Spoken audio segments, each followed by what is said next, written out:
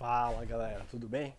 Vou fazer um vídeo aqui sobre história, tá? Esse vídeo aqui não é sobre a arma em si, sobre esse Mosin Nagant, é sobre história. Eu já fiz um review dessa arma, quem quiser ver o review tá aí no canal, tá? É só procurar na lupinha Mosin Nagant, você vai achar esse. E esse aqui também, esse aqui é um original russo, tá usado na Segunda Guerra. Também fiz o review desse no canal, mas esse fuzil aqui é um Mosin Nagant M44, tá? Na verdade é um fuzil chinês e eu descobri muito da história dele, tá? História é história, acredite quem quiser, mas existe um canal, a pesquisa não foi feita por mim, né? Eu pesquisei sobre o fuzil depois no canal de uma pessoa, de um colecionador, em inglês, o canal dele chama Mike B, M-I-K-E-B. Ele é um colecionador que coleciona tudo, capacete, armas e tudo mais, mas ele entende muito de armas colecionáveis, aqui que ele chama de Curio and Relics, tá? Vamos falar sobre esse fuzil aqui, tá? 762 por 54R, era o fuzil padrão de algumas forças soviéticas a partir de 1944, por isso que se chama M44. Acho que é o tipo 49, não lembro agora o modelo chinês, mas essa arma foi fabricada em 1954, tem alguns caracteres chineses aqui, tá? Vocês vão ver aqui, 1954, não sei se vai dar pra ver aí, tá? E alguns caracteres em chinês. Já tem uma marca do importador aqui, foi cortado pela CAI na Georgia, tá? É o M53, tá escrito aqui, tá? Não sei se vai dar pra ver aí. Esse é o modelo desse fuzil. E eu já vou mostrar aqui, aproveitar que eu tô perto da câmera, na estoque dele, tá? Tem algumas marcações aqui, do outro lado tem mais, tá? Deixa eu ver aqui do outro lado. Eu vi aqui. Tem aqui uns Ws ou Ms de ponta cabeça, não sei se vocês vão conseguir ver, tá? É meio pesado aqui pra fazer isso. Aqui tem XPP, alguma coisa assim, tá? RRPP, tá escrito aqui, dá pra ler, né? E o que eu reparei, tá?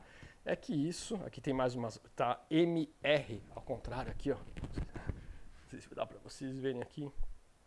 Tem mais marcações aqui na madeira. MR, tem vários MRs aqui, tá? Pela arma, tem aqui na frente também. MR, tá?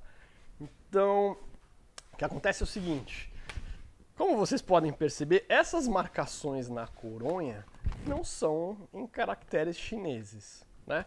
São caracteres ocidentais. Ou seja, onde pode ter sido usado esse fuzil? Eu sempre que eu olhei, eu falei, pô, será que isso aqui é legal, esse trench art, né? Alguém que usou isso aqui em batalha, escreveu o nome, seja lá, não sei o que foi isso daqui. Até eu assisti o vídeo desse cara, ele que fez toda a pesquisa, se comunicou com o pessoal desses países, tá? E descobriu que ele tem um igual, tá? Um fuzil igual, com outras marcações, mas a história é a mesma, tá? A história desse fuzil é a seguinte, tá? Segunda Guerra Mundial.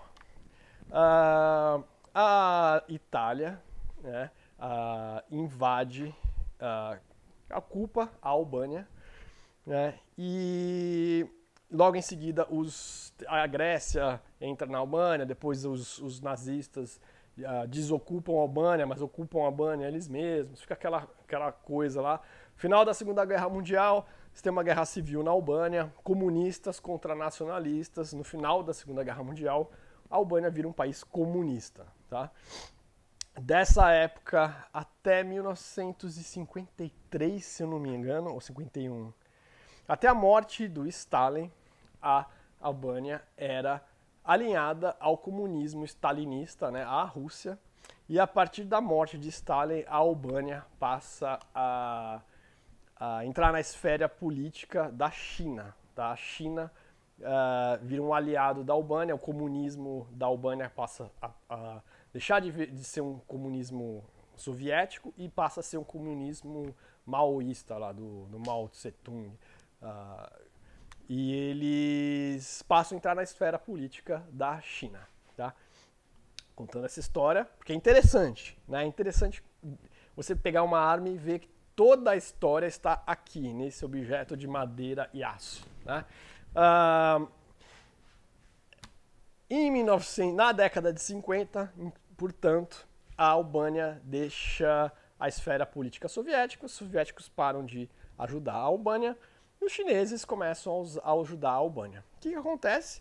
A Albânia precisa de algumas armas e a China fabrica, com equipamento soviético, tá? Esses fuzis M44, tá? Que foram fuzis usados no final da Segunda Guerra, mas ainda muito bons pelo que eles são. Tá? Não são fuzis semiautomáticos, mas prestam. E, aliás, esse daqui foi feito em 1954 e está ótimo e eu uso até hoje.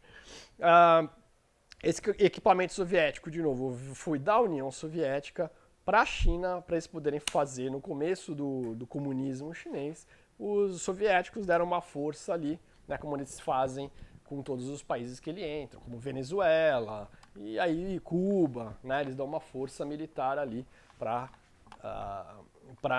destruir de vez esses países com o pensamento soviético comunista deles. Vocês já viram que o meu viés ideológico não é comunista nem socialista, muito pelo contrário, mas eu estou falando da história, tá? Então esse fuzil foi feito em 1954 na China, não sei se viu uso na China, mas isso daqui foi para a Albânia, para ser usado no exército albanês, sei lá, não sei como é que se fala, o cidadão da Albânia. E foi usado pela Albânia comunista. Esse fuzil chinês, feito em equipamento soviético, foi usado na Europa, na Albânia, tá? Calma, a história não acabou ainda. Mas da onde surgiram esses caracteres aqui? Pô, pode ser que seja do exército, né? Eles estavam lá usando. Não foram usados, não foi feito no exército, mesmo porque geralmente forças militares são bem, como é que se fala? Você tem uma disciplina lá e tal, são organizados. Então, se o soldadinho vai lá e escreve o nome do fuzil, ele provavelmente não vai ser muito legal para ele, né? Vai sofrer alguma em algum país comunista, alguma coisa mais séria, né? Mas em qualquer instituição militar, se você sabotar ou não sabotar, mas não cuidar bem do seu equipamento, quem é militar vai saber o que acontece. Isso daqui que aconteceu em 1990, começaram a ter reformas com a queda da União Soviética, do comunismo, a menor influência do comunismo no mundo. A Albânia, em 1991, se tornou um país menos comunista, mais aberto. Continua com políticas socialistas, como a maioria da Europa, mas deixou de ser um país comunista. Então, em 1991, aconteceu uma revolução na Albânia, caos total, sem regra de lei, militares e polícias não funcionavam mais, cada um por si, Deus por todos, e é a vida, né? O que aconteceu? Algumas gangues da Albânia, ou gangues, ou seja lá o que for, se aproveitando da situação de caos total, invadiram alguns arsenais na Albânia e roubaram armas e munições desses arsenais. Essa arma foi uma dessas daí, tá? Segundo esse colecionador, ele entrou em contato com a Albânia e o nome que estava gravado no fuzil dele era de uma gangue, tá? Bem ruinzinha, uma gangue bem do mal, e o fuzil dele foi usado por essa gangue, que é o caso desse fuzil aqui também, tá? Então esse fuzil aqui tem história. E aí, no meio da década de 90, começo dos anos 2000, a ordem foi restabelecida eventualmente na Albânia e o exército conseguiu ir atrás dessas gangues e recuperar essas armas, tá?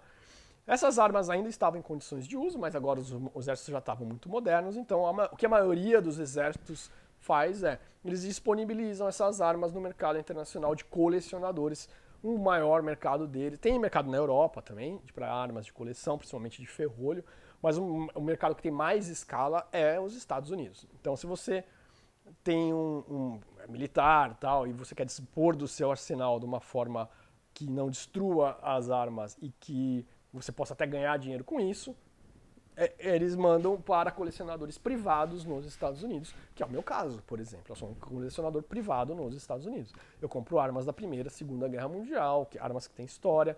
Esse aqui é o caso. Mas eu não sabia dessa história. Então eles recuperaram, o exército da Albânia recuperou essas armas e depois, através de um processo de decisão, resolveu vender essas armas para uma empresa americana na Geórgia que disponibilizou essas armas para colecionadores, nesse caso eu.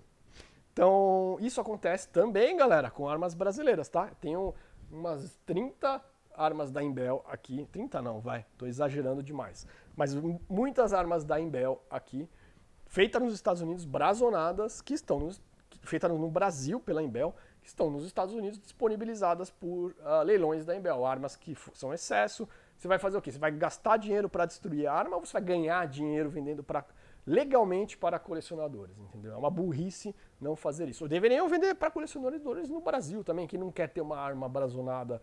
Muito legal, eu acho muito legal. Mas, voltando para essa arma aqui. Arma feita em equipamento russo, na China comunista, enviada para a Albânia, usada no governo comunista da Albânia, roubada por gangues da Revolução de 91, recuperada pelo exército, enviada para os Estados Unidos e parando na minha mão. Ou seja, essa é a história do meu Mosin Nagant M44 chinês. Completamente diferente da história que eu imaginava. Falar, pô, essa arma aqui foi usada, sei lá, na Guerra do Vietnã, algum conflito na Ásia, e não. Completamente outro lado do mundo, na Albânia, com outro conflito, usado por gangue, e no final vem parar nos Estados Unidos. E o pior que, independente de tudo isso, do uso que ela provavelmente foi maltratada na mão de gangue e tudo mais, perfeita condição de uso, o aço muito bom dela, realmente essas armas de ferrolho, se vocês estiverem em boas condições, podem durar, sei lá, 500 anos, não sei, tá? Essa aqui já tem mais de 50 anos, tá para 70 anos quase, e perfeito. E eu gosto bastante de usar ela, uso bastante até. E é isso, galera. Espero que vocês tenham gostado da história do meu Mosin Nagant. Cara, às vezes você vê uma arma, se imagina uma coisa e não é, completamente diferente. Valeu, galera. Um abraço. É interessante isso, pra mim, pelo menos é. Até mais. Tchau, tchau.